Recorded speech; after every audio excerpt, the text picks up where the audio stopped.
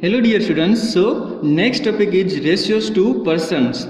Sometimes parts are given to us in the form of ratios and we need to convert those to percentage. We have to convert ratio to percentage, ठीक है.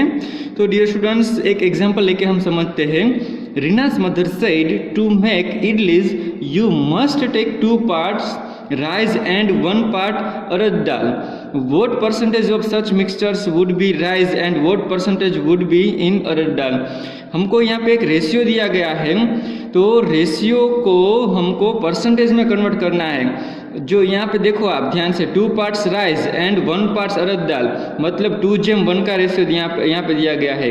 Rice to अरद दाल 2:1 का ratio यहाँ पे दिया गया है. तो मुझे परसेंटेज में फाइंड करना है कि राइस कितना परसेंटेज चाहिए एंड अरद दाल है वो कितना परसेंटेज चाहिए. तो डियर स्टूडेंट्स यहाँ पे 2:1 रेशियो है. पहले तो टोटल हमको फाइंड कर लेना होता है कि 2 + 1 = 3 is the total of all parts. पहले तो जितने पार्ट्स दिए गए उनका टोटल फाइंड कर लेना है. बाद में क्या करना है, तो कि this means 2/3 part is rice and 1/3 part is urad dal. मतलब जो टोटल पार्ट है होता है वो डिनोमिनेटर में लिखना है और राइस का कितना पार्ट है 2, तो 2/3 वो राइस होगा, उतना राइस लेना है. एंड 1/3 पार्ट पूरा जो पार्ट है उसमें से 1 पार्ट है वो राइस का एंड 2 पार्ट है वो 1 पार्ट है वो अरद दाल का एंड 2 पार्ट है वो राइस का. इनका मतलब ऐसा होता है कि टोटल 3 पार्ट है, ये 2 + 1 टोटल 3 पार्ट है, उसमें से 2 पार्ट है, 2/3 part is rice and 1/3 part is urad dal. तो उनको अगर परसेंटेज में मुझे कन्वर्ट करना है तो मल्टीप्लाई बाय में 100 कर दूंगा. तो percentage of rice would be 2/3 into 100%, that is 2/200 divided by 3. And percentage of urad dal that is 1/3 into 100 is equal to 100 divided by 3 percentage. तो ये दोनों परसेंटेज में कन्वर्ट हो गए.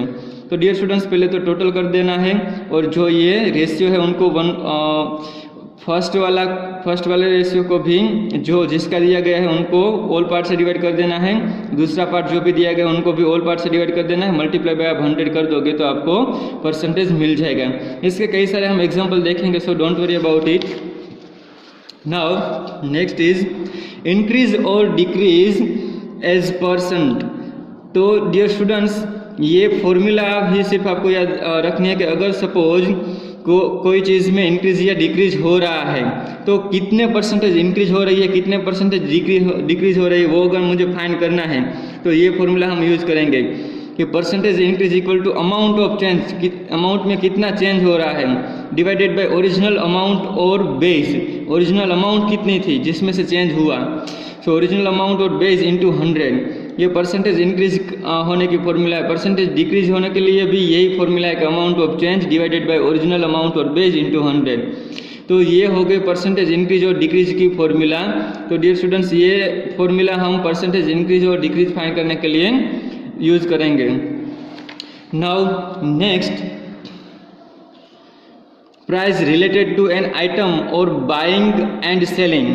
तो डियर स्टूडेंट्स ये थोड़ा टॉपिक इम्पोर्टेंट टॉपिक है क्योंकि ये रियल लाइफ में कई बार हम यूज़ करते हैं. तो अभी से आप सीख लो, अभी कभी आप शॉप के ऊपर जाओगे तो ये सारी चीज़ें आपको पता होनी चाहिए, ठीक है.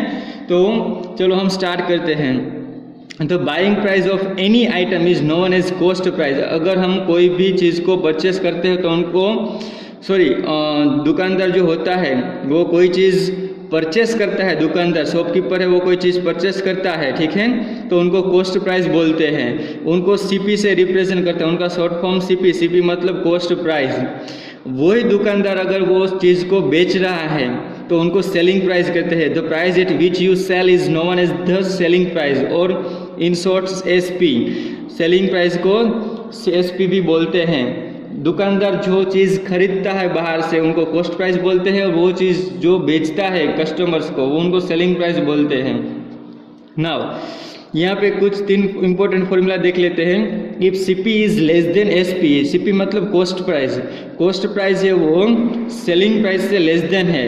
दुकानदार जो चीज़ जिस प्राइस में खरीद रहा है उससे ज़्यादा प्राइस में बेच रहा है, मतलब सेलिंग प्राइस ज़्यादा है, तो दुकानदार को क्या होगा, प्रॉफिट या लॉस.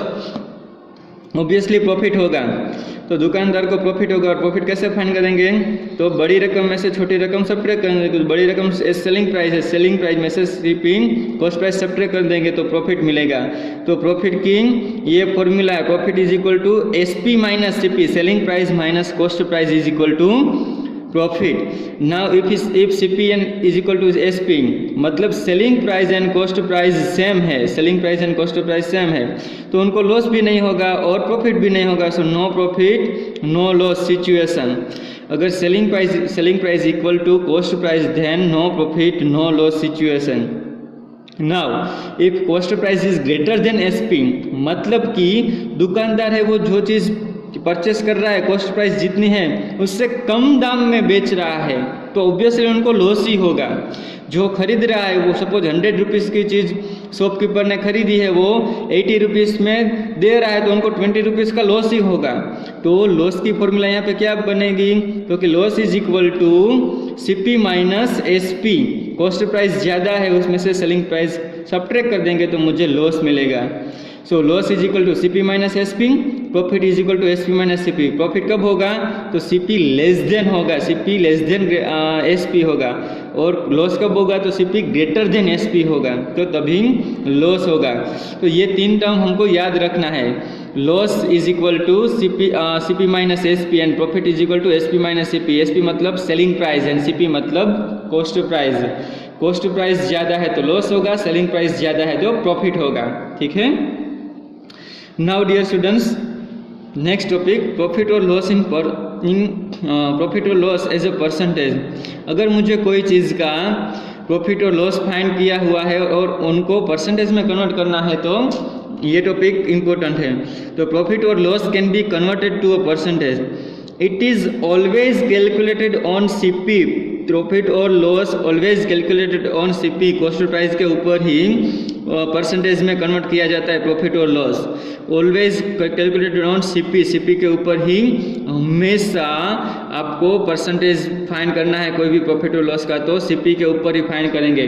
तो उनकी फॉर्मूला क्या आएगी, तो देखो डियर स्टूडेंट्स, कोई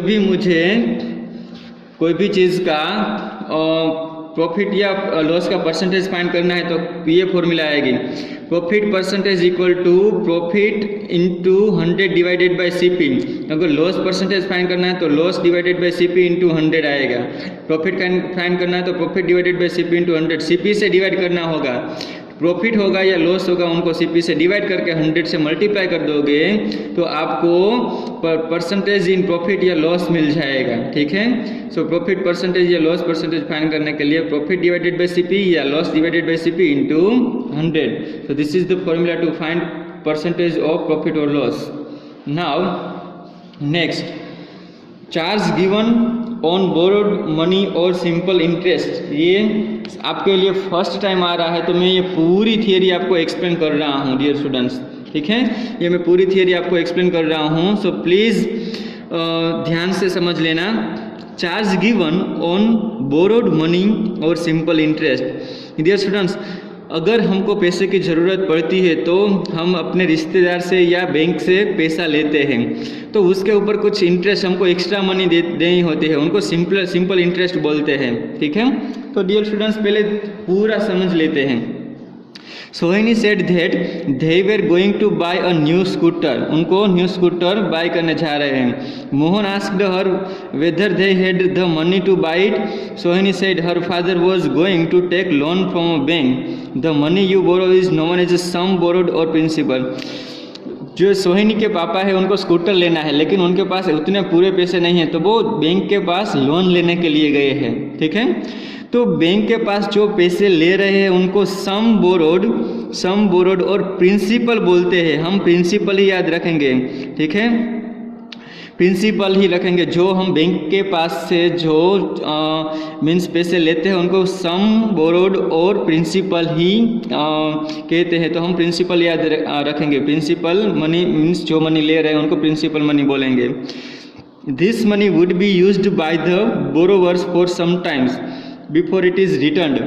ये जो प्रिंसिपल मनी ले रहे हैं रोहिणी के पापा या कोई भी कस्टमर, वो कुछ टाइम के लिए वो यूज़ करते हैं, पैसों को यूज़ करते हैं कुछ टाइम के लिए, जो रिटर्न देते हैं उससे पहले कुछ टाइम यूज़ करते हैं। For keeping this money for some time, the borrowers has to pay some extra money to the bank. ये कुछ टाइम पैसे रखने के लिए बैंक को हम कुछ एक्स्ट्रा पैसे देने होते हैं. जब भी आप रिटर्न करते हैं उनको एक्स्ट्रा कुछ पैसे देने होते हैं, उनको इंटरेस्ट बोले. This is known as an interest. ठीक है, ये इंटरेस्ट होते हैं. प्रिंसिपल जो मनी हमने लिए थे वो कुछ टाइम हमने अपने पास रखी, बाद में 1 साल या 2 साल के बाद हम रिटर्न कर रहे तो कुछ एक्स्ट्रा पैसे रिटर्न करने होते हैं, उनको इंटरेस्ट बोलते हैं. ठीक है. You can find the amount you have to pay at the end of the year by adding the sum borrowed and the interest, that is amount. हमने प्रिंसिपल मनी ली थी बैंक के पास से, हमने कुछ एक्स्ट्रा मनी दी उसको and of the year या and of the 2 year कुछ extra money दी, तो दोनों का एडिशन करेंगे तो अमाउंट मिलेगा. टोटल इतना अमाउंट हमको पे करना होगा. तो अमाउंट कैसे फाइंड करेंगे, तो कि बैंक के पास जो मनी लिए थे प्रिंसिपल मनी, उसमें एक्स्ट्रा मनी हम कितने दे रहे हैं उनको इंटरेस्ट बोलते हैं. दोनों का एडिशन करेंगे तो हमको अमाउंट मिलेगा. वो हमको बैंक को या मीन्स रिश्तेदार से जिससे भी हमने पैसे लिए हैं उसको देने होंगे. तो 3 टर्म्स यहाँ पे आए. प्रिंसिपल, जो भी हम बैंक के पास या किसी पर्सन के पास से पैसे ले रहे हैं उनको प्रिंसिपल मनी बोलते हैं. उसके ऊपर हमको जो एक्स्ट्रा परसेंटेज मनी देने होते हैं, जो एक्स्ट्रा मनी देने होते हैं उनको इंटरेस्ट बोलते हैं. और ये प्रिंसिपल मनी एंड इंटरेस्ट दोनों का एडिशन करके हमको लास्ट में उनको वापस जब पैसे करने होते हैं उनको अमाउंट बोलते हैं. तो amount is equal to principal plus interest. ठीक है. तो डियर स्टूडेंट्स, ये जो तीनों टर्म है वो आपको अच्छी तरह से समझ लेने हैं. मैं एक एग्जांपल देता हूँ. सपोज मोहन है, वो बैंक के पास गया, उसने 10,000 रुपीज़ बैंक के पास से लिए, तो उनको प्रिंसिपल मनी हुई 10,000. अभी बैंक ने बोला कि 1 ईयर के बाद आपको 2,000 एक्स्ट्रा देने होंगे. जब आप रिटर्न करने आओगे 10,000 का 2,000 एक्स्ट्रा आपको देने होंगे जब रिटर्न करने आओगे. तो ये जो 2,000 एक्स्ट्रा जो मनी दे रहे हैं वो इंटरेस्ट हो रहा है. ठीक है. तो प्रिंसिपल इंटरेस्ट 10,000 प्लस 2,000 वो टोटल 12,000 उनको वापस देने होंगे. जो वापस देने होंगे उनको अमाउंट बोलते हैं. ठीक है. प्रिंसिपल प्लस इंटरेस्ट उनको 12,000 वापस देने होंगे. तो डियर स्टूडेंट्स, इसके ऊपर भी हम एग्जांपल देखेंगे. Now interest for multiple years. अगर 1 ईयर से ज़्यादा वो पैसे अपने पास रख रहे हैं तो इंटरेस्ट है वो हर साल काउंट होता है, 1-1 साल का काउंट होता है. ठीक है.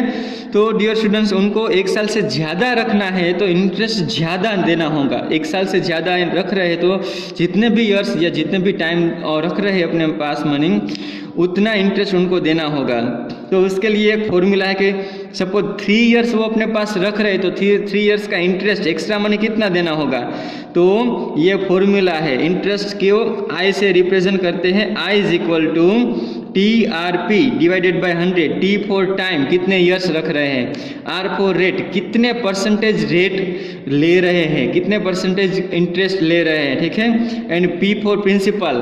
प्रिंसिपल मतलब कितना मनी उसने लिया है बैंक से या कोई भी पर्सन से, कितना मनी लिया है वो P से रिप्रेजेंट करेंगे. R फॉर रेट, कितने परसेंटेज से उतने इंटरेस्ट दिया है. 2% इंटरेस्ट देना है उनको, 1% देना है, 3% देना है या 10% देना है. And T for time. ठीक है. And divided by 100. अगर मैं 100 डिवाइड से करूँगा तो मुझे आई इंटरेस्ट मिल जाएगा. ठीक है. तो इंटरेस्ट मिल जाएगा. इंटरेस्ट को मैं प्रिंसिपल मनी में ऐड कर लूँगा तो मुझे ए मिल जाएगा कि T ईयर्स के बाद उसको इतने पैसे टोटल देने होंगे. ठीक है. T जितने भी ईयर है वो हम यहाँ पे लिख देंगे तो मुझे इंटरेस्ट मिल जाएगा. और इंटरेस्ट को P में प्रिंसिपल में ऐड कर देंगे तो मुझे पता चल जाएगा कि इतनी अमाउंट मुझे देनी होगी उनको. ठीक है. तो डियर स्टूडेंट्स, अभी हम एक्सरसाइज की ओर मूव करते हैं. So dear students, exercise number 8.3. Exercise number 8.3. Question number 1. Tell what is the profit or loss in the following transaction. Also find the profit percent or loss percent in each case. नीचे जो cases दिए गए हैं उसमें हम profit हो रहा है या लॉस हो रहा है वो हमको बताना है और उनका परसेंटेज फाइंड करना है. So let's we start from first example. There is given a gardening shears bought for ₹250 and sold for ₹325. So here cost price of gardening shear, cost price of gardening shears, gardening shears मतलब क्या होता है dear students, जो जिससे हम garden में जो पौधे होते हैं उनके पत्ते जो कट करते हैं उनको गार्डनिंग शेयर्स बोलते हैं, ठीक है। वो कॉस्ट प्राइस उनकी 250 है, ठीक है। और सेलिंग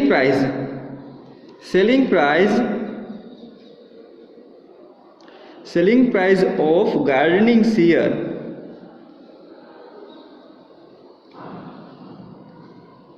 इज इक्वल टू ₹325। तो प्रॉफिट होगा या लॉस होगा, उसने इतने में परचेस किया 250 में और उस इतने में बेच रहे 325 में। तो आप यहाँ पे देख सकते हो कि ये कॉस्ट प्राइस है वो सेलिंग प्राइस से क्या है, लेस देन है। तो हम यहाँ पे देख सकते हैं कि सीपी कॉस्ट प्राइस है वो सेलिंग प्राइस से लेस देन है। Here CP is less than SP, so that's why it becomes profit. तो प्रॉफिट होगा, so therefore profit is equal to कितना होगा, तो कि SP minus CP, selling price में से कॉस्ट प्राइस सब्ट्रैक्ट कर देंगे तो प्रॉफिट मुझे मिलेगा। तो 325 रुपीज़ में से 250 रुपीज़ सब्ट्रैक्ट कर देंगे तो मुझे कितना रुपीज़ मिलेगा, 75 रुपीज़ मिलेगा प्रॉफिट। अभी प्रॉफिट तो 75 रुपीज़ मिल गया है, उनको परसेंटेज में फाइंड करना है कि कितना परसेंटेज में मुझे प्रॉफिट मिल रहा है। So we can write that now profit in percentage,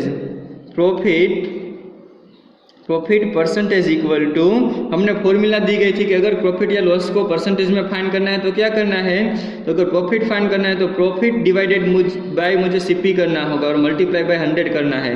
तो प्रॉफिट कितना हो रहा है, 75 हो रहा है और CP कितना हो रहा है, 250 हो रहा है इंटू 100।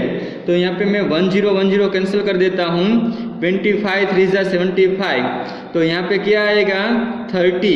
तो 30% मुझे प्रॉफिट मिल रहा है, इसमें से 30% मुझे प्रॉफिट मिल रहा है, ठीक है। तो वैसे ही आप दूसरे एग्जांपल्स भी कैलकुलेट कर सकते हो। चलो अभी हम एग्जांपल नंबर C लेते हैं। तो एग्जांपल नंबर C में भी प्रॉफिट है। चलो अभी लॉस वाला कोई भी यहाँ पे एग्जांपल है नहीं, सभी में प्रॉफिट ही हो रहा है, तो एग्जांपल नंबर C ही कैलकुलेट कर लेते हैं।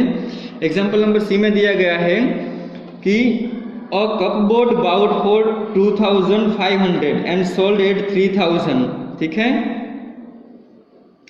ओके, लास्ट वाला जो एग्जांपल है वो उसमें लॉस होगा डियर स्टूडेंट्स। तो लास्ट वाला एग्जांपल ही हम ले लेते हैं, एक प्रॉफिट वाला एग्जांपल और एक लॉस वाला एग्जांपल। तो लास्ट एग्जांपल में दिया गया है a skit bought for ₹250 and sold at ₹150। Skirt है, sorry my mistake, skirt. So cost price of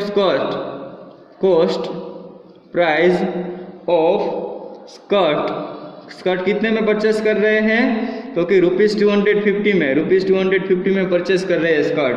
and selling price क्या है, तो सेलिंग प्राइस ऑफ स्कर्ट कितने में बेच रहे हैं, तो सेलिंग प्राइस है वो ₹150 है। परचेस इतने में किया और बेच इतने में रहे तो लॉस होगा या प्रॉफिट, तो ऑब्वियसली आप देख सकते हो कि 250 में परचेस कर रहे हो और बेच रहे हैं 150 में, तो ऑब्वियसली 100 रुपीज़ का लॉस है। So here we can write that here CP cost price है वो ग्रेटर देन है सेलिंग प्राइस से कॉस्ट प्राइस ग्रेटर देन है, सो देयरफॉर लॉस होगा। तो लॉस कितना होगा, तो loss is equal to cost price minus selling price. तो कॉस्ट प्राइस 250 है, 250 माइनस में 150 कर दूंगा तो मुझे 100 रुपीज़ का लॉस होगा, ठीक है। तो ये 100 रुपीज़ का लॉस होगा। लॉस कब आता है, तो कि कॉस्ट प्राइस जब ग्रेटर देन होती है सेलिंग प्राइस से तब लॉस होता है। तो लॉस की फॉर्मूला कॉस्ट प्राइस में से सेलिंग प्राइस सब्ट्रैक्ट कर देंगे, जो बड़ा होगा वो उसमें से छोटा वाला टर्म सब्ट्रैक्ट कर देंगे तो हमको आंसर मिल जाएगा। अभी परसेंटेज फाइंड करना है, सो हम क्या करेंगे, तो कि नाउ लॉस परसेंटेज, कितना परसेंटेज लॉस हो रहा है। So loss percentage equal to, हमने यहाँ पे दिखा था कि प्रॉफिट था तो प्रॉफिट ऊपर रखते थे। अगर यहाँ पे प्रॉफिट परसेंटेज में फाइंड करना है तो प्रॉफिट ऊपर रखना है, यहाँ पे लॉस परसेंटेज में फाइंड करना है तो लॉस डिवाइडेड बाय क्या आएगा, सीपी के ऊपर ही हमको लॉस परसेंटेज या प्रॉफिट परसेंटेज फाइंड करना है, तो डिवाइड बाय ऑलवेज सीपी ही आएगा। तो loss divided by CP into 100। तो लॉस कितना है, 100 है, सीपी कितना है, कॉस्ट प्राइस 250, और यहाँ पे 100 मल्टीप्लाई कर देंगे तो 1010 कैंसल, 25 4 जा 100। तो आप देख सकते हैं 10 4 जा 40% है वो लॉस आ रहा है, तो 40% है वो लॉस होगा उनको। Okay dear students, question number 2, convert each part of the ratio to percentage. यहाँ पे मुझे रेशियो दिया गया है, उनको परसेंटेज में कन्वर्ट करना है, ठीक है। तो डियर स्टूडेंट्स, फर्स्ट एग्जांपल है यहाँ पे ए में दिया गया है 3:1 और 3:1, ठीक है। तो उनको मुझे परसेंटेज में कन्वर्ट करना है। तो डियर स्टूडेंट्स, परसेंटेज में कन्वर्ट करने से पहले उनको मुझे फ्रैक्शन नंबर में कन्वर्ट करना होगा कि वो फ्रैक्शन नंबर में कितना है। तो फ्रैक्शन नंबर में कन्वर्ट करने के लिए पहले मुझे टोटल पार्ट फाइंड करने होते हैं। सो टोटल पार्ट कैसे फाइंड करेंगे, तो ये रेशियो होगा, उनका टोटल एडिशन कर देना है, 3 + 1। टोटल पार्ट कितने हैं, 4 हो गए हैं। तो अभी फ्रैक्शनल पार्ट कैसे होंगे, तो पहले फ्रैक्शनल पार्ट मुझे फाइंड करने थे, ठीक है। तो फ्रैक्शनल पार्ट ऐसे फाइंड करते हैं, देखो fractional part is equal to, ये जो मुझे रेशियो दिया गया है उसका फर्स्ट पार्ट 3 लिखा, उसको डिवाइडेड बाय जो टोटल पार्ट होते हैं उसको टोटल पार्ट से डिवाइड कर देना है। बीच में जो जेम है इस 2 है तो इस 2 हम लिख देंगे, और जेम भी बोलते हैं तो जेम लिख देंगे। बाद में सेकंड पार्ट है 1, उनको भी टोटल पार्ट से डिवाइड कर देंगे। टोटल पार्ट कितना है 4, तो 4 से डिवाइड कर देंगे। तो ये जो रेशियो था उनका फ्रैक्शनल पार्ट हो गया, ठीक है, ये फ्रैक्शनल पार्ट हो गया। तो अभी फ्रैक्शनल पार्ट का परसेंटेज मुझे फाइंड करना है, तो यहाँ पे मैं 1 by 1 दोनों फ्रैक्शनल पार्ट को मैं परसेंटेज में कन्वर्ट कर दूंगा। तो यहाँ पे मैं लिख सकता हूँ कि परसेंटेज ऑफ 3/4 पार्ट, ये 3/4 पार्ट है, उनका परसेंटेज कितना होगा, तो 3/4 लिखना है, उनको 100 से मल्टीप्लाई कर देना है। ये तो हम सीख चुके हैं कि कोई भी फ्रैक्शन नंबर का परसेंटेज फाइंड करना है या डेसिमल का परसेंटेज फाइंड करना है तो 100 से मल्टीप्लाई कर देना है। तो 100 से मल्टीप्लाई मैंने कर दिया, यहाँ पे 25 4 जा 100 हो गया, तो 25 × 3 तो 75 हो गया। तो 3/4 पार्ट का 75% आया, और 1/4 पार्ट का नेक्स्ट परसेंटेज ऑफ 1/4 पार्ट, तो उस पार्ट का परसेंटेज कितना आएगा, तो 1/4 × 100। तो यहाँ पे 25 4 जा 100, तो 25 × 1 तो 25% आया। तो देखो डियर स्टूडेंट्स, 3/4 पार्ट का 75% आया और 1/4 का 25% आया। सो यहाँ पे आप लिख भी सकते हो ऐसे परसेंटेज पार्ट्स आप लिख सकते हो, और यहाँ पे ऐसे भी आप छोड़ सकते हो कि परसेंटेज ऑफ 3/4 75% है और परसेंटेज ऑफ 1/4 पार्ट इज 25% है। तो दोनों पार्ट का मुझे परसेंटेज मिल गया।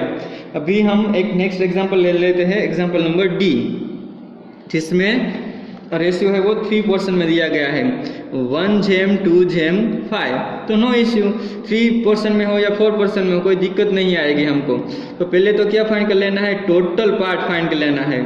Total part is equal to 1 + 2 + 5, तो 5 + 2 7 + 1 8 पार्ट्स टोटल है, ठीक है। नाउ फ्रैक्शनल पार्ट, सो फ्रैक्शनल पार्ट में पहले कन्वर्ट कर लेना है। तो फ्रैक्शनल पार्ट क्या होगा, तो fractional part is equal to, ये जो पहले है उनको लिख लेना है, डिवाइडेड बाय क्या कर देना है, टोटल पार्ट 8 है, बीच में जेम है तो जेम की साइन, दूसरा पार्ट है 2, तो 2 के डिवाइडेड बाय 8 कर देना है, बीच में जेम की साइन, और लास्ट पार्ट है 5, तो उसको टोटल पार्ट से भी डिवाइड कर देना है। तो ये सारा रेशियो का जो टर्म है वो फ्रैक्शनल पार्ट में कन्वर्ट हो गया। फ्रैक्शनल पार्ट में कन्वर्ट होने के बाद ही हम परसेंटेज में कन्वर्ट कर सकते हैं, तो इट इज़ नेसेसरी, पहले फ्रैक्शनल पार्ट में कन्वर्ट करना ही होगा। तो now we can find percentage of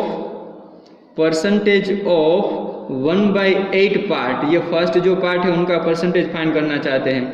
तो 1/8 × 100 आप कर दोगे तो आप देख पाओगे कि 100 को 8 से डिवाइड करना है। तो 100 को 8 से डिवाइड करोगे तो आपको 12.6 12.5% अराउंड मिलेगा, 12.5% अराउंड मिलेगा, ठीक है। तो 12.5 मिलेगा, परसेंटेज ऑफ 1/8 पार्ट आपको 12.5% मिलेगा। आपको 100 को 8 से डिवाइड करना है। नाउ सेकंड पार्ट का परसेंटेज फाइंड करते हैं। So percentage of 2/8 part, so 2/8 part का परसेंटेज फाइंड करते हैं। तो 2/8 इंटू 100, तो 2 4 जा 8, 25 4 जा 100, तो मुझे यहाँ पे मिलेगा 25%। तो 2/8 पार्ट का मुझे 25% मिल रहा है। 2/8 मतलब 25%। And now last part, percentage of कितना पार्ट, तो कि 5/8 पार्ट, 5/8 पार्ट का परसेंटेज मुझे फाइंड करना है। सो 5/8 इंटू 100, तो अगर मैं इनका फाइंड करूंगा तो आप इनका कैंसिल आउट करेंगे तो 12, यहाँ पे 8 एंड 100 को कैंसिल करेंगे तो 12.5 आएगा। उनको 5 से मल्टीप्लाई कर दोगे तो 62.5% अराउंड मुझे मिलेगा। तो 62.5% ये 5/8 पार्ट का मुझे मिल रहा है। तो ये सभी जो फ्रैक्शन नंबर थे, सॉरी ये रेशियो नंबर थे, उसको मैंने पहले फ्रैक्शनल नंबर में कन्वर्ट कर दिया, और फ्रैक्शन नंबर के बाद तीनों नंबर जो है उनको मैंने परसेंटेज में कन्वर्ट कर दिया। तो रेशियो को ऐसे परसेंटेज में आप रिप्रेजेंट कर सकते हो, ठीक है। Now question number 3। In question number 3, data is given that the population of city decreased from 25,000 to 24,500. Find the percentage decrease. एक सिटी है, उनकी पॉपुलेशन 25,000 में से 24,500 डिक्रीज हो रही है। तो टोटल जो डिक्रीज हो रही है उनके परसेंटेज फाइंड करने के कितने परसेंटेज डिक्रीज हो रही है। तो डियर स्टूडेंट्स, ये भी हमने फॉर्मूला में देखा है कि अगर परसेंटेज इंक्रीज या डिक्रीज हो रहा है तो वो कैसे फाइंड करते हैं, ठीक है।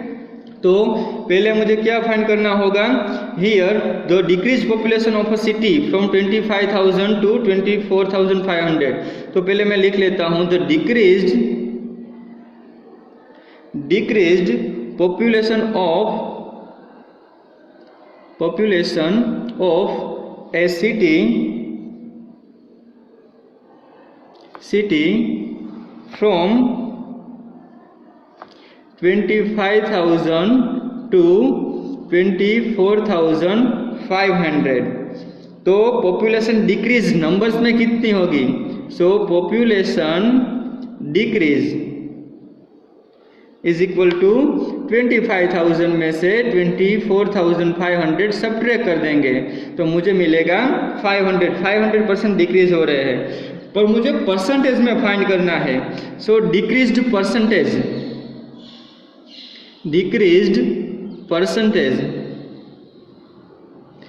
हमारे फॉर्मूला क्या थी डिक्रीज्ड परसेंटेज में, amount of change divided by total amount. तो अमाउंट ऑफ चेंज कितने परसेंटेज डिक्रीज हो रहे हैं, कितने परसेंटेज चेंज हो रहे हैं, तो 500। So amount of decrease amount of change. और यहाँ पे आप लिख सकते हैं कि पॉपुलेशन डिक्रीज्ड, अगर इंक्रीज हो रहा है तो इंक्रीज वाला लिखना है। यहाँ पे डिक्रीज हो रहा है तो population decreased divided by original population, और टोटल पॉपुलेशन हम लिख सकते हैं original population. And percentage find करना है तो क्या करना होगा, मल्टीप्लाई बाय 100 करना है, ठीक है, मल्टीप्लाई बाय 100 करना है। तो पॉपुलेशन डिक्रीज कितनी हो रही थी 500, एंड ओरिजिनल पॉपुलेशन कितनी है, पहले पॉपुलेशन कितनी थी ओरिजिनल, तो 25,000 थी, ठीक है। तो 500 डिवाइडेड बाय 25,000 इंटू 100। सो यहाँ पे 2 जीरो कैंसिल आउट हो गए, यहाँ पे 1 जीरो कैंसिल आउट हो गए, यहाँ पे 25 है तो 5 5 25, एक 5 यहाँ पे कैंसिल हो गया और 5 2 का 5 यहाँ पे कैंसिल आउट हो गया। तो यहाँ पे आंसर बचा 2। तो मतलब कि 2% है वो पॉपुलेशन डिक्रीज हो रही है। यहाँ पे हम परसेंटेज फाइंड कर रहे हैं, ठीक है। तो परसेंटेज फाइंड कर रहे हैं तो यहाँ पे मुझे परसेंटेज से डिनोट करना होगा। So we can say that hence the percentage decrease is 2%। Percentage decrease is 2%। Now dear students, next example number 4. Arun bought a car for rupees 3,50,000. The next year the price went up to 3,70,000. What was percentage of price increase? जैसे हमने example number 3 में decrease वाला example लिया था, इसमें increase वाला example है, तो सेम टू सेम ही आएगा, पर इसमें डिक्रीज की जगह इंक्रीज आएगा। और आपको जो प्राइस बढ़ गई है उसमें से जो पहले प्राइस थी वो सब्ट्रैक्ट करनी होगी, तो आपको इंक्रीज वाली प्राइस मिल जाएगी। तो 3,70,000 में से आप 3,50,000 सब्ट्रैक्ट कर दोगे तो आपको 20,000 मिलेगा। तो 20,000 प्राइस इंक्रीज हो रही है, तो यहाँ पे 20,000 आपको आएगा, ठीक है, इंक्रीज प्राइस में 20,000। और इंक्रीज परसेंटेज फाइंड करने हैं, तो इंक्रीज कितना हुआ है 20,000, ओरिजिनल प्राइस क्या थी 3,50,000 थी, मल्टीप्लाई बाय 100, ठीक है। तो ओरिजिनल प्राइस यहाँ पे पहले 3,50,000 थी, तो वही हमको यहाँ पे लिखना है, ठीक है। इंक्रीज प्राइस नहीं लिखनी है, इंक्रीज या डिक्रीज प्राइस नहीं लिखनी होती है, ओरिजिनल प्राइस लिखनी होती है डिनोमिनेटर में। तो ओरिजिनल प्राइस 3,50,000 है, मल्टीप्लाई बाय आप 100 कर दोगे तो आपको आंसर मिल जाएगा। तो ये सिमिलरली एग्जाम्पल नंबर 3 जैसा है, तो 4 एग्जाम्पल आपको अपने हिसाब से करना होगा solve. Okay, now question number 5, I buy a TV for ₹10,000 and sell it at a profit of ₹20%. How much money do I get for it? मतलब कि मैंने 10,000 रुपीज़ में टीवी परचेस किया और उसके ऊपर मैं 20% प्रॉफिट लेके उनको बेच रहा हूँ, ठीक है।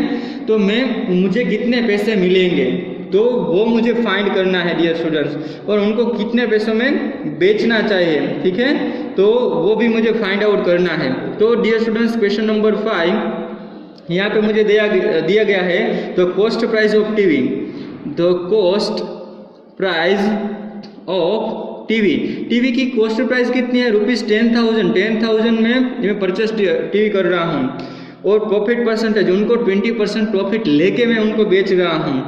तो प्रॉफिट परसेंट यहाँ पे दिया गया है, प्रॉफिट परसेंटेज दिया गया है 20%। तो मुझे प्रॉफिट कितना मिलेगा रुपीस में, वो पहले फाइंड करना है। सो नाउ प्रॉफिट इन रुपीस, प्रॉफिट फाइंड करना हो तो कैसे फाइंड करना है, तो 20% किसका फाइंड करना है 10,000 का, क्योंकि जो सीपी होती है उनके ऊपर ही प्रॉफिट या लॉस हमको फाइंड आउट करना होता है। तो सीपी मतलब कॉस्ट प्राइस के ऊपर ही 20% में फाइंड करूँगा। सो 20% ऑफ 10,000 रुपीज़, ठीक है। प्रॉफिट मुझे फाइंड करना है, तो प्रॉफिट 20% ऑफ 10,000 रुपीज़, या मैं लिख सकता हूँ प्रॉफिट परसेंटेज ऑफ सीपी में भी लिख सकता हूँ, ठीक है। तो 20% को निकालना है, अगर परसेंटेज को निकालना है तो डिवाइडेड बाय 100 करना होता है, ठीक है।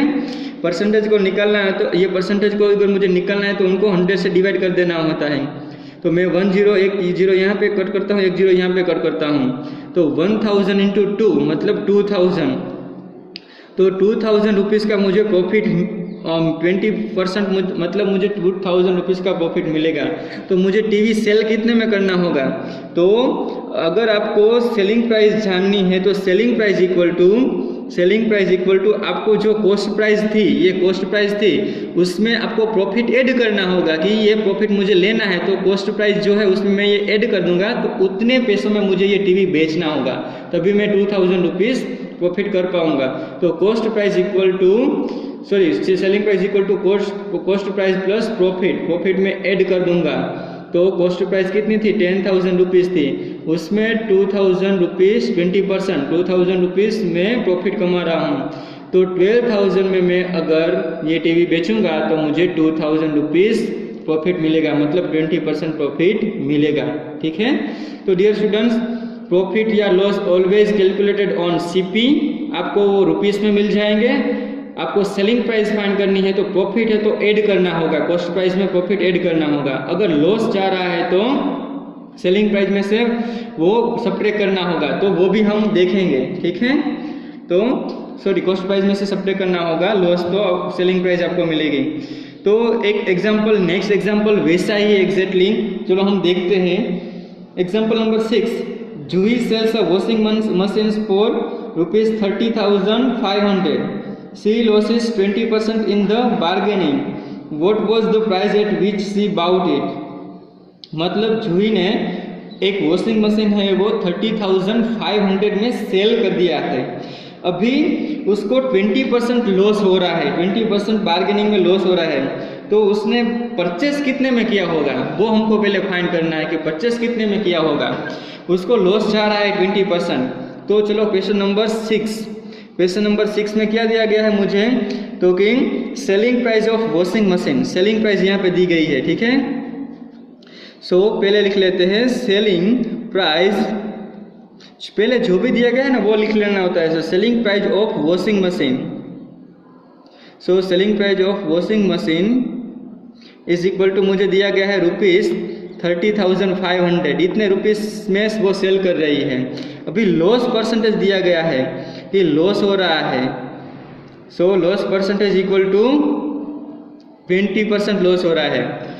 मैंने आपको यहीं पे बोला गया था कि प्रॉफिट या लॉस आपको जो फाइंड करना है वो कॉस्ट प्राइस के ऊपर फाइंड करना होता है, पर यहाँ पर तो ये जो है वो सेलिंग प्राइस है, कॉस्ट प्राइस नहीं है, ठीक है। और लॉस परसेंटेज यहाँ पे दिया गया है, तो कॉस्ट प्राइस नहीं है तो पहले मुझे सपोज कर लेना है, क्योंकि लॉस परसेंटेज में से आप लॉस फाइंड करना चाहोगे तो कॉस्ट प्राइस के ऊपर ही आपको फाइंड करना होगा। तो पहले सपोज कर लेते हैं कि let the cost price of washing machine, cost price of washing machine be ₹X, ठीक है, एक सपोज कर लिया। तो अभी हम क्या करेंगे, क्योंकि हम यहाँ पे लिख सकते हैं कि लॉस इज इक्वल टू,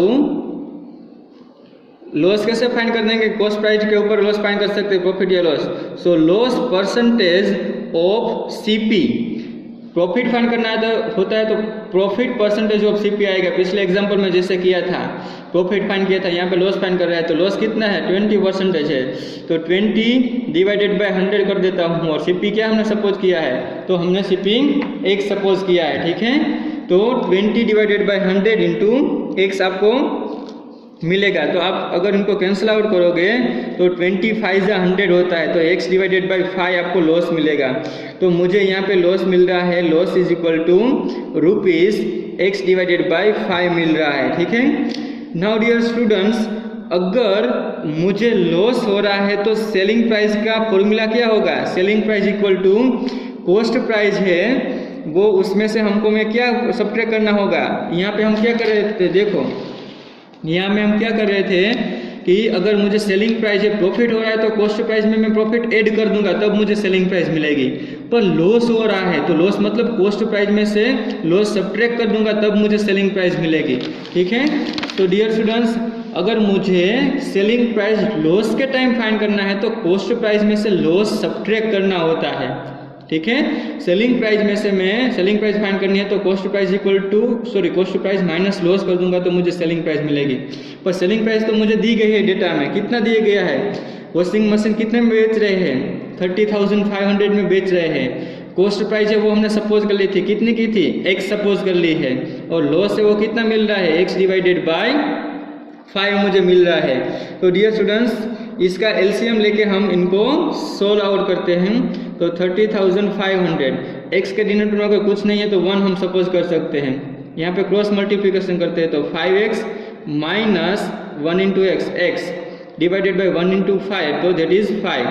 तो 5 को यहाँ पे लेके आते हैं तो 30,500 इंटू 5x माइनस x, तो दैट इज 4x। ये 4 को यहाँ पे डिनोमिनेटर में लेके आते हैं। So 30,500 into 5 divided by 4 is equal to x। अगर आप इनका सिंप्लीफिकेशन करोगे तो आपको x की वैल्यू, अगर 4 को इनसे कैंसिल आउट करोगे तो इनकी वैल्यू मिलेगी, x की वैल्यू मिलेगी आपको 16,875, इतने रुपीस आपको मिलेंगे। तो ये x सपोज किया था, तो x क्या सपोज किया था, so that's why cost price of washing machine is equal to ₹60,875। क्यों है, क्योंकि x है वो कॉस्ट प्राइस हमने सपोज की थी। तो तो डियर स्टूडेंट्स, ये इम्पोर्टेंट पॉइंट था कि सेलिंग प्राइस में अगर लॉस हो रहा है तो कॉस्ट प्राइस माइनस लॉस आएगा, अगर प्रॉफिट हो रहा है तो कॉस्ट प्राइस प्लस प्रॉफिट आएगा। लॉस है वो सब्ट्रैक्ट होगा कॉस्ट प्राइस में से और प्रॉफिट होगा वो कॉस्ट प्राइस में प्लस होगा। प्रॉफिट प्लस होता है, लॉस सब्ट्रैक्ट होता है सेलिंग प्राइस फाइंड करने के लिए। ठीक है, तो ये था example number 6। Now example number 7, उसमें दिया गया है chalk contains calcium, carbon and oxygen in the ratio of 10 3 12. Find the percentage of carbon in chalk. We have to find the percentage of carbon in chalk. तो question number 7 का first, उसमें हमको ratio दिया गया है, तो कि given ratio is equal to दिया गया है 10 3 12. ये जो पहले है वो कैल्शियम है, दूसरा है वो कार्बन है, थर्ड वाला है वो ऑक्सीजन है। तो डियर स्टूडेंट्स, इसमें पहले तो हम टोटल पार्ट हमने सीख चुके हैं कि अगर रेशियो में से आपको परसेंटेज फाइंड करना है तो पहले टोटल पार्ट फाइंड कर लेना है। तो टोटल पार्ट मतलब इन सभी का एडिशन, सो 10 + 3 + 12, तो ये सभी का एडिशन कितना होगा? सो 12 + 3 + 12 करोगे तो आपको 25 मिलेगा।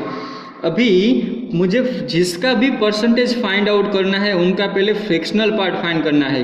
तो डियर स्टूडेंट्स, इसमें मुझे कार्बन का परसेंटेज फाइंड करना है, तो कार्बन है वो सेकंड नंबर पे है, तो इस जो रेशियो में दिया गया इस नंबर, उसका मुझे फ्रैक्शनल पार्ट फाइंड करना है। तो पार्ट ऑफ कार्बन और फ्रैक्शनल पार्ट ऑफ कार्बन भी हम लिख सकते हैं, यहाँ पे फ्रैक्शनल पार्ट लिख सकते हैं।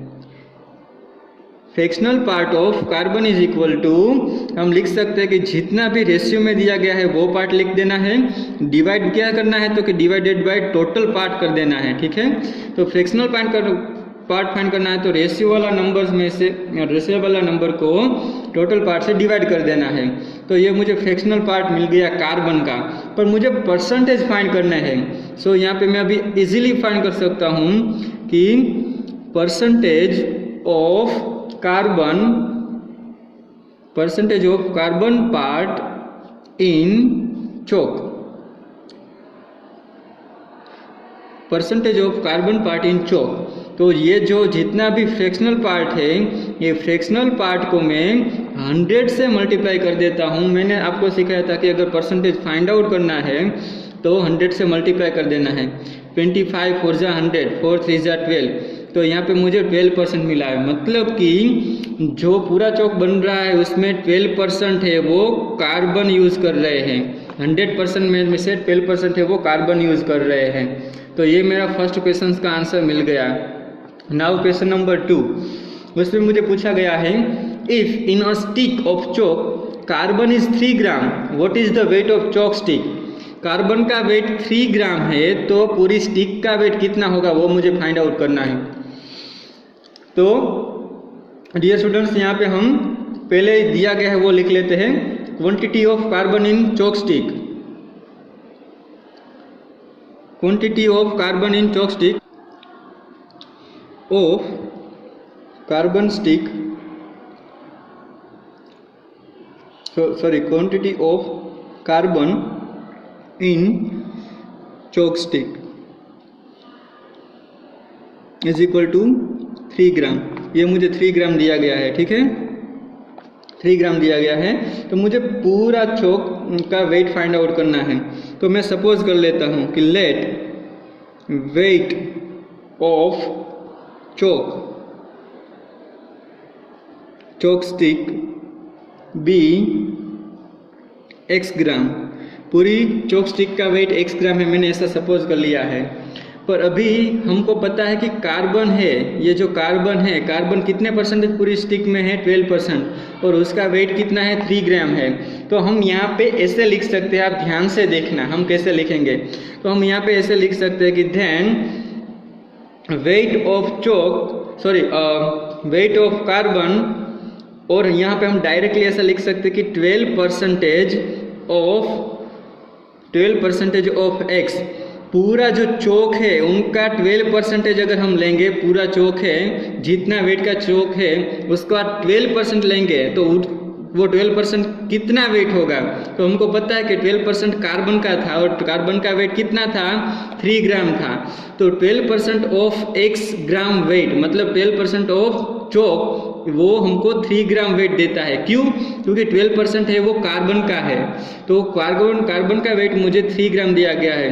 तो ये अभी मैं वेट का परसेंटेज ले रहा हूँ कि पूरा चॉक का वेट x है, उसका मैं 12% ले रहा हूँ। तो 12% वेट कितना हो रहा है, तो 3 ग्राम हो रहा है। वो मुझे कैसे पता चला?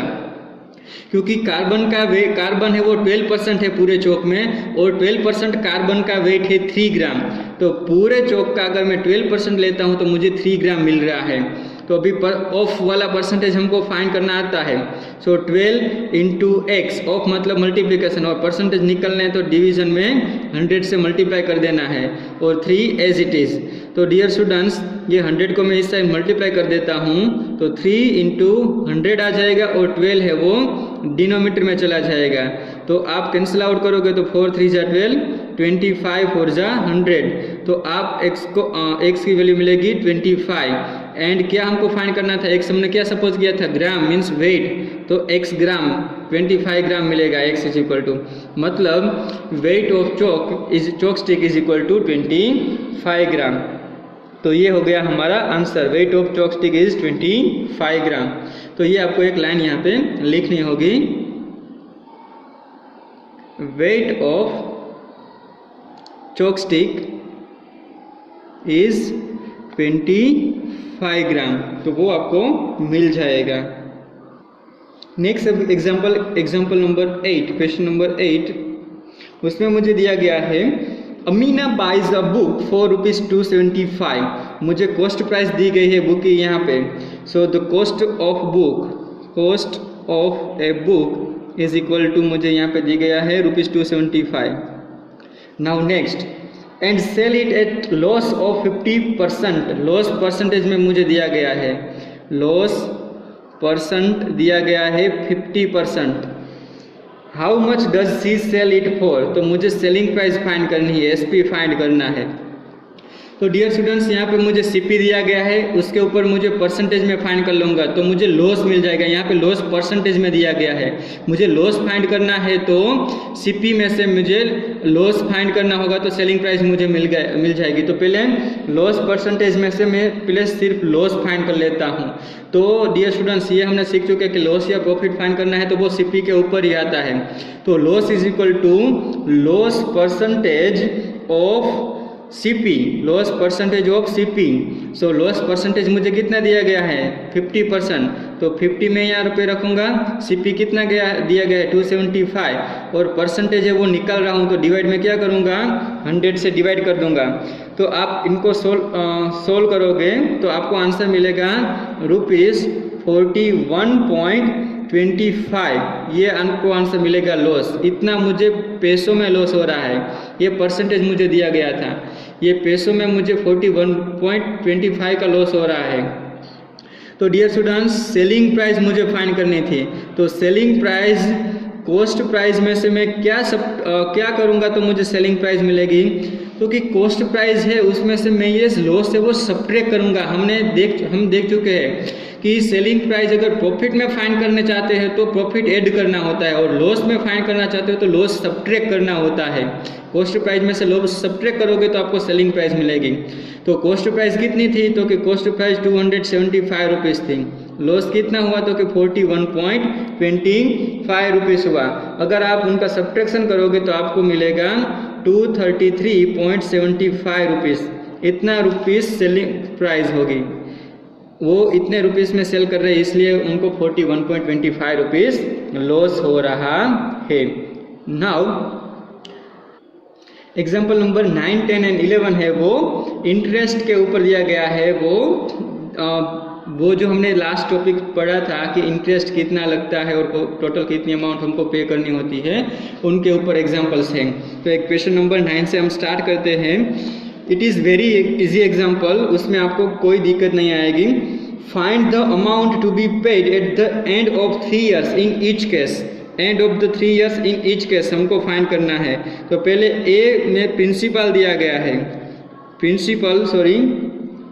प्रिंसिपल अमाउंट मुझे दी गई है, प्रिंसिपल अमाउंट दी गई है ₹1200 रुपीज़ दिया गया है। एट क्या दिया गया है 12% PA, ठीक है, ये 12% के हिसाब से मुझे दिया गया है, एन्युअली परसेंटेज है, ये एन्युअली इतना इंटरेस्ट ले रहे हैं। PA मतलब परसेंटेज एन्युअली, इतना परसेंटेज एन्युअली है, PA मतलब परसेंटेज एन्युअली, 12% एन्युअली इतना इंटरेस्ट ले रहे हैं। तो मुझे यहाँ पे सारी चीज़ें दी गई है। T is equal to, T कितने दिए गए, T मतलब टाइम, तो टाइम कितना दिया गया है, देखो यहाँ पे टाइम मुझे दिया गया है T की वैल्यू 3 इयर्स दी गई है। पहले ही लाइन में लिखा है कि 3 इयर्स के बाद आपको पैसे चुकाने हैं, तो कितना चुकाने होंगे।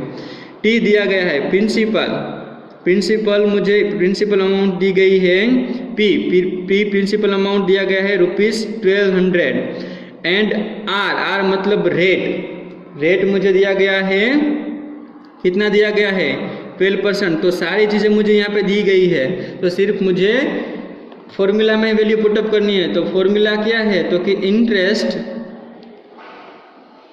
इंटरेस्ट I मुझे फाइंड करना है। तो interest I is equal to, formula की थी क्या थी, तो कि P into R into T divided by 100, ये फॉर्मूला थी इंटरेस्ट फाइंड करने की। P मतलब क्या दिया गया है 1200, R मतलब क्या दिया गया है रेट 12% एंड T मतलब time 3 year and divided by 100।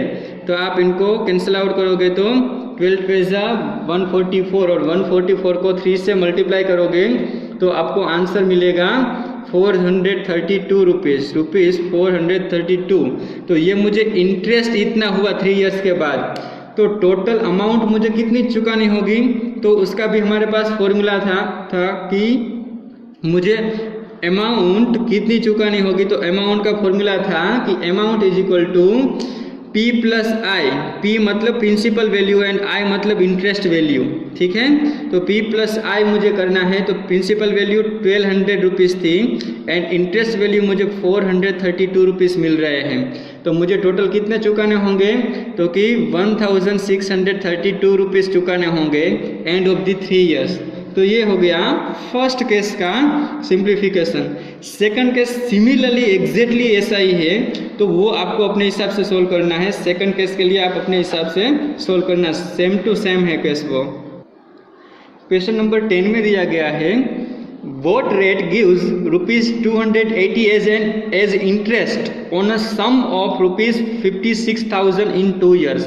तो डियर स्टूडेंट्स क्वेश्चन नंबर 10 में मुझे क्या दिया गया है, देखो what rate gives ₹280 as interest मुझे दिया गया है I कितना दिया गया है, तो कि ₹280 और सम ऑफ मतलब प्रिंसिपल वैल्यू है, उनको सम ऑफ भी बोलते हैं। हमने दोनों ये मीन्स थियरी में देख चुके हैं कि प्रिंसिपल वैल्यू को सम ऑफ भी बोलते हैं। तो मुझे यहाँ पे P दिया गया है, तो P क्या दिया गया है, तो कि ₹56,000 P मुझे दिया गया है, ठीक है। तो 56,000 P मुझे दिया गया है। नाउ नेक्स्ट मुझे टाइम दिया गया है, तो कि टाइम कितना दिया गया है, टाइम 2 इयर्स दिया गया है। तो मुझे फाइंड आउट क्या करना है, तो कि वोट रेट मतलब आर फाइंड आउट करना है, वोट रेट मतलब आर फाइंड आउट करना है। तो सिंपल इंटरेस्ट की फॉर्मूला हम पुटअप करेंगे, I is equal to P into R into T divided by 100। तो जो भी वैल्यू मुझे दी गई है वो यहाँ पे पुटअप करेंगे। तो I मुझे दिया गया है 280 रुपीज़, P की वैल्यू कितनी दी गई है 56,000, आर मुझे रेट फाइंड करना है, टी मुझे 2 इयर्स दिया गया है और 100 एज इट इज़। तो इन दोनों को कैंसिल आउट पहले कर देते हैं। ये 56 एंड 2 को यहाँ पे डिनोमीटर में लेके आते हैं। तो 218, 56 एंड 2 और आर एज इट इज़ वो हमको फाइंड आउट करना है। तो पहले तो इनको 2 से डिवाइड करेंगे तो 140 आएगा आंसर, और 140 को आप 56 से डिवाइड करते जाओगे तो आपको आंसर मिलेगा 0.25 मिलेगा, 0.25 मिलेगा। तो आर है वो ऑलवेज परसेंटेज में ही होता है। So R is equal to 0.25%। It is always in percentage, तो यहाँ पे परसेंटेज में आपको डायरेक्टली आर मिलेगा, ठीक है, क्योंकि आर है ऑलवेज परसेंटेज में ही होता है, रेट होता है वो ऑलवेज परसेंटेज में ही होता है, तो यहाँ पे जो भी आंसर मिलेगा वो डायरेक्टली परसेंटेज में मिलेगा। तो 10th एग्जाम्पल का आंसर आर आपको रेट मिलेगा 0.25%।